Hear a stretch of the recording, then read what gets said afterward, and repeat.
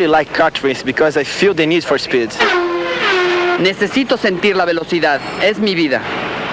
The PPG Kart World Series opened with the Miami Grand Prix, which featured a variety of beautiful things, not the least of which was a beautiful drive by Michael Andretti en route to a debut victory for the American-built Swift chassis and the championship lead.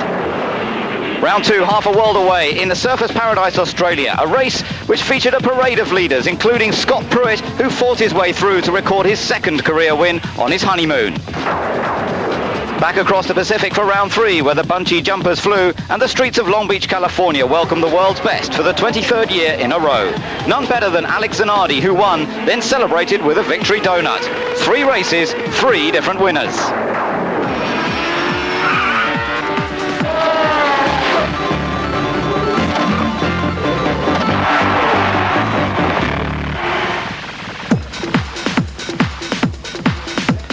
In the late 70s, the fabled dirt mile known as Nazareth National had fallen into disrepair. Its clay surface that once shook to the thunder of modified stock cars eroded and weedy. Hard to tell from these images what a palace of speed it would once again become. Nowadays it looks somewhat different, and it's been further improved this year with a state-of-the-art 37,000-seat new grandstand. Hello and welcome to Eurosport's coverage of the Bosch Spark Plug Grand Prix from Ben Edwards and Jeremy Shaw. Looking forward to an exciting race around this tri-oval, the cars for which are lined up down in the pit lane, ready to start. But Alex Zanardi has a huge job ahead of him today. The winner from Long Beach has qualified way down in 21st position after going out after another competitor had blown his engine in qualifying. Zanardi had to take to a track which had oil down, and there was no way he was ever going to achieve a good result from that. He was 6th fastest though this morning in the warm-up, and Zanardi with the slightly harder Firestone tyre should be in good shape for the race this afternoon. Michael Andretti starts from 2nd position, but he had his problems in Long Beach in the last race with 3 tyres that burst on him. It all came down to a problem with the team, the Newman-Haas team, with their tyre pressure gauges, believe it or not, which were misreading the correct tyre pressures, and that caused the problems for Michael Andretti in the last race. On pole position here, though, is Paul Tracy with a new lap record in qualifying, 18.831 seconds. He will start from pole position. He led this race last year until this dramatic moment when he came into the pits, got it all wrong, and knocked over his crew members. That set him back for the rest of the race. Thankfully, his crew members were not too seriously hurt, and they're all back here today to do exactly the same work on Paul Tracy's car. Jeremy, we've got a great race set up in front of us.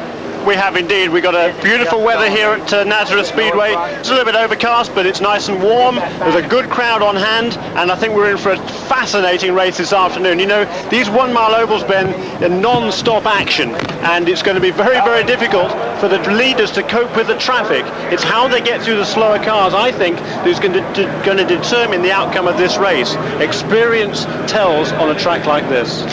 They'll be fighting their way through the slower cars. There are 26 cars actually allowed to take the start of this race, but it only needs a little performance difference to see the leaders interlapping the slower cars within a matter of 10 laps, and then after that it's just all mayhem out there as the leaders try to go through. So the announcement given to start engines, and the cars on the dummy grid on the exit of the pit lane get fired up, ready to start rolling around on the warm-up laps here at Nazareth. 225 laps of this 1 mile oval. It's going to be a long afternoon's work for them. This in the past has been one of the shortest races. Nigel Mansell has the record here, but we're going to go and hear a little bit from Tony Bettenhausen, his driver, 3rd on the grid. This is as great a job as any driver you've ever had has done. It equals the record of Stefan Johansson qualifying 3rd in Portland. Your emotions right now as you get ready to turn this rookie loose.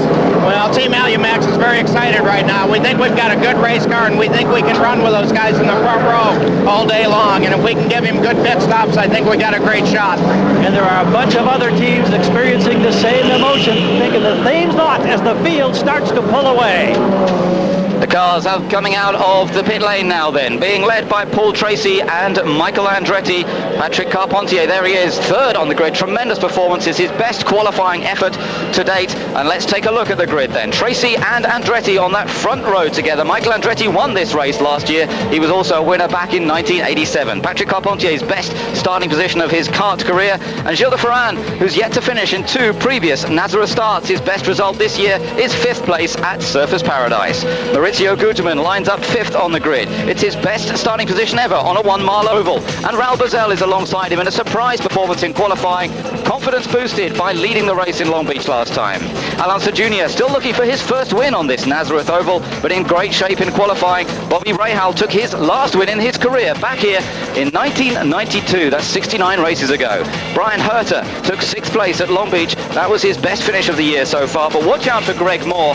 His charge to 2nd here last year equals his career best. Scott Pruitt is the championship leader by 3 points, but he's back in 11th position. He's been in the top 5 every time. He's alongside the reigning champion who's scored points in every race so far this year.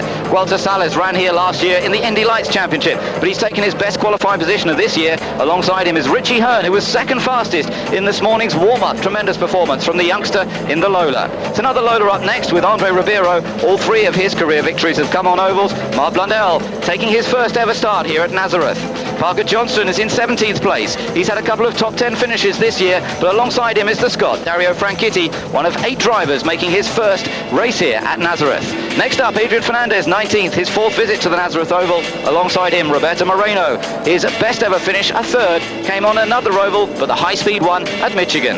Alex Zanardi then, back down in 21st place. That's his worst starting position since he's come to the kart series. Alongside him is another Italian, Max Papis. He's taking his first start on a 1 mile oval. PJ Jones, his first IndyCar race on this oval, but he's raced in Indy Lights, and he's alongside Michel Jourdain, the 20-year-old Mexican, having engine problems during practice and qualifying. Juan Fangio is back on the 13th row using the older spec Toyota engine. He had a spectacular blow-up in qualifying, and alongside him is Hiro Matsushita, taking his 100th start in IndyCar racing here today.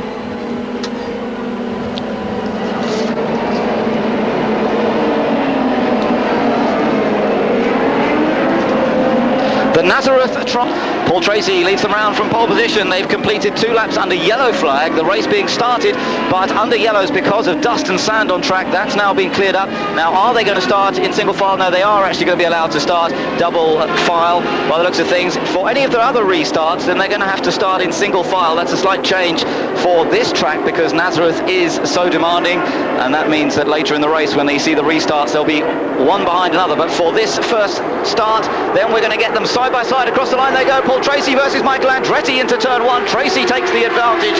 Carpentier slotting into 3rd place by the looks of things as everyone charges down into turn 2 and begins to build up the momentum, the speed here. It's Paul Tracy in the number 3 Penske who leads from the black car of Michael Andretti, then the white and blue car of Patrick Carpentier in 3rd position, and already they're completing the first lap. That shows you how quickly they get around here. Gilles de Ferran is in 4th position. Maurizio Guterman in 5th place. Alonso Jr. is 6th. He's made 1 position, and Raul Boesel has dropped back down to 7th place. Bobby Rahal in 8th. Greg Moore is in 9th place. 10th position for Jimmy Vasser. Behind him, Brian Herter, Richie Hearn, and Scott Pruitt. Mark Blundell is in 15th. Into the pits, though, very early on, Andre Ribeiro, and I've no idea exactly what the trouble is.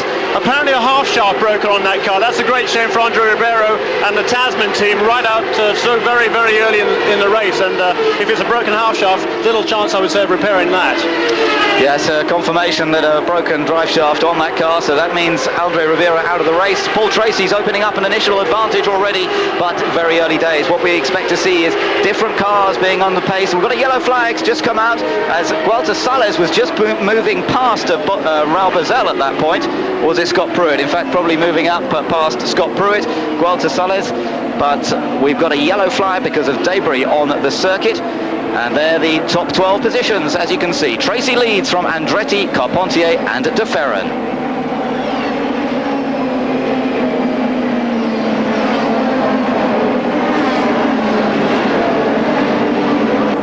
Greg Moore sits in the pits with a rather smoky-looking Reynard Mercedes, and it looks like the end of the race for him as Paul Tracy leads the rest of the competitors around. Taking another view here of what happened to Greg, he got it all crossed up.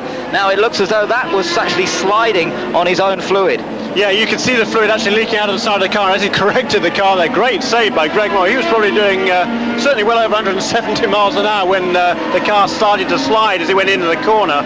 So a heck of a save there from Greg Moore. You know, he really is a tremendous talent, and he showed it right there, I'd say. Yes, you can see the fluid leaking, the water coming out of the side pod as we showed you, and it looks as though we're going green flag racing once again. Paul Tracy comes round then onto lap number 18 and is chased by Michael Andretti. Patrick Carpentier in third, Gilles de Ferran in fourth, Maurizio Gugelmin in fifth, being chased by Alonso Jr., and then the rest of the field comes through. We've already lost Andre Ribeiro and now Greg Moore, but still 24 cars in this race as you watch the battle. Alonso Jr. attacking Maurizio Gugelmin, and Alonso Jr. moves up into fifth position, and an early charge. In fact, Gugelmin loses another place there as Raul Boesel goes past. So the number 40 car, you ride with Raul Boesel, having just gone past Maurizio Gugelmin, and he chases after Alonso Jr. But it looks as though Gugelmin, the tyres fairly cool after running around behind the pace car, not looking very happy with the handling of his car, and I wonder if that's going to recover a little bit. Meanwhile, Paul Tracy just goes across the line once again. He's lapping in the 19 seconds bracket, a very quick opening bout once again from Paul Tracy. Remember, he was in the 18 seconds in qualifying, but they're running much heavier now, a full tank of fuel on board, having only completed 20 laps, and most of those under yellow flag. So Tracy very quick straight away, but we've got to keep an eye on Alonso Jr. His last lap was a 20.9, and that was as he went past. I wonder what his next lap will be, whether he's going to be slower. Well, it's a 20.6 next time around, and he gets into some clear air. Perhaps he'll be going even faster. You ride on board with Bobby Rahal, who's in 8th position, chasing after Maurizio Gugelmin, who has now dropped down into 7th place. Behind Bobby Rahal is Richie Hearn in 9th place. Excellent performance from the young Richie Hearn in the Lola, and he is the top running Lola so far. Yeah, good effort there, as you say, by Richie. And there we are watching Maurizio Gugelmin, and there is Bobby Rahal, currently in 8th position and running along nicely. Car number 24 we hear, Hiro Matsushita running very slowly, relatively slowly at the back of the field. I think he might have got a black flag that time around, or if not, they're likely to give it to him fairly soon.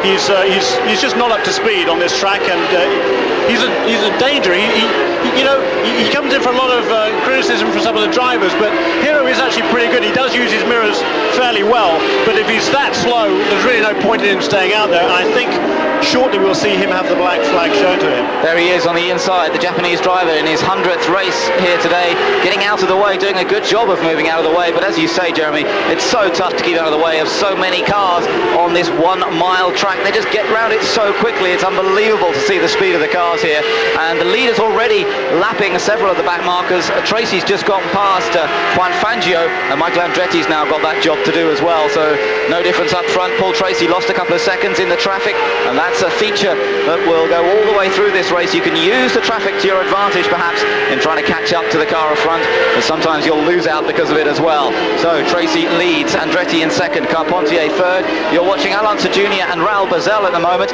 and they're in the battle for 5th place. Alonso Jr. trying to close up to Gilles de Ferran. He's next on the list, but he's lapping at very much the same pace so far. Yeah, good, great start there by Tracy. Got a little bit of clear track now as we're watching Alonso Jr., his teammate, but Tracy siding through the slower cars. There he goes past PJ Jones, Andretti in hot pursuit. Patrick Carpentier really doing a fabulous job in 3rd place for the rookie driver as we're watching one of the Brahma sports cars, and it's non-stop action here. There's something happening all the way around this racetrack. So Gilles de Ferran now, Alonso Jr. is getting closer. He did a 20.6 on the last lap compared to 20.9 from Gilles de Ferran. Ferran very confident with the race setup of the car. They worked very much on that on Friday and really didn't worry about qualifying at all, but it didn't seem to matter because once they got out into qualifying he was still fast. He set the 4th fastest time, but Alonso Jr. is gradually beginning to bear down on him, and we've had confirmation that Hiro Matsushita is into the pits. It looks as though his race is run, being black flagged by the card officials and really just not quite up to speed. So a shame for Matsushita, and he goes out of the race. But that means that the leaders have a slightly easier time of it as they come up. Gilles de Ferran now coming up behind the Eagle of Fangio by the looks of things. Tracy and Andretti still up front. Alonso Jr. maybe trying to take advantage of this lapping situation to get ahead of de Ferran, but in fact de Ferran gets through very cleanly, and Alonso Jr. if anything loses out, and he's got to watch out for behind him Raul Boesel having the opportunity to close up once more. Yeah, really doing a super job, Raul Boesel. As you said at the beginning of the show, Ben, that leading that race at Long Beach did his confidence and power of good, as also did a wonderful test midweek at Milwaukee, getting ready for the race there in the beginning of June, and Raul really taking advantage of that, running very, very strongly in the top 6 already, and that's good to see. He's a very good driver all around, and he's always been particularly good on the ovals, it seems. Now, all you fans of the European drivers, what's happening with the likes of Franchitti and Zanardi, you're probably asking. Let me tell you, Dario is down in 16th position. There you see his name on this screen at the moment.